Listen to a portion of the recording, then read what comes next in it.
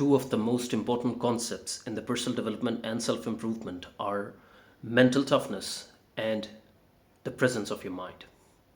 Now, both of are a bit different, and I want you to understand the difference between them.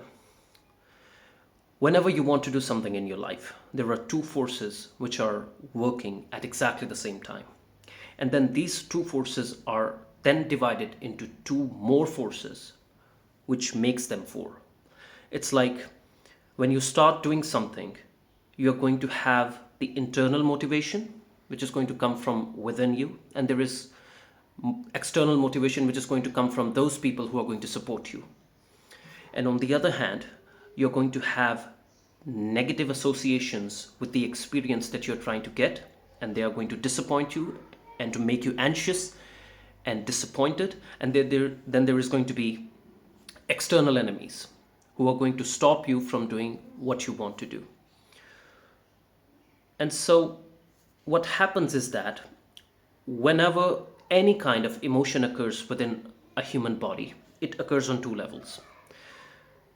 The first level occurs on the level of our body. Like if you're running and suddenly you start feeling exhausted, that feeling of exhaustion is going to be amplified and magnified by your mind in proportion to the level of toughness that it has. Try to understand it. It means is that if your mind is tough, it will be less simplified. But if your mind is not that tough, that exhaustion is going to get magnified in huge proportions, and your mind is going to convince you that you must quit right now. So what happens is that most of the times, if your mind is built in such a way that you consciously put your mind into uncomfortable situations, what's going to happen is that even if your body is collapsing, your mind is not going to exaggerate that situation as much. And instead of all which is happening within your body, you will continue. But on the other hand, if your mind is not well built, and if your mind is not used to uncomfortable situations, what's going to happen is that you're going to lose your motivation on the first sign of exhaustion or defeat. And that's why it is very important to understand that in order to build that mental toughness, presence of mind is a prerequisite to that. And when you try to understand it, it's just like this. Whenever you're having an emotion, whenever you're feeling an emotion, it doesn't matter whether it's positive or negative. There is one thing that you should keep in mind, that it's fleeting. It's inconsistent. So what happens is that when you're experiencing an emotional tide, and one emotion is at its peak, when that emotion is at its peak, what it does is that it tries to take control over your conscious mind and your logical mind. It takes away your ability to make logical decisions. And at that peak, it convinces you, forces you, compels you, tries to make you decisions in urgency.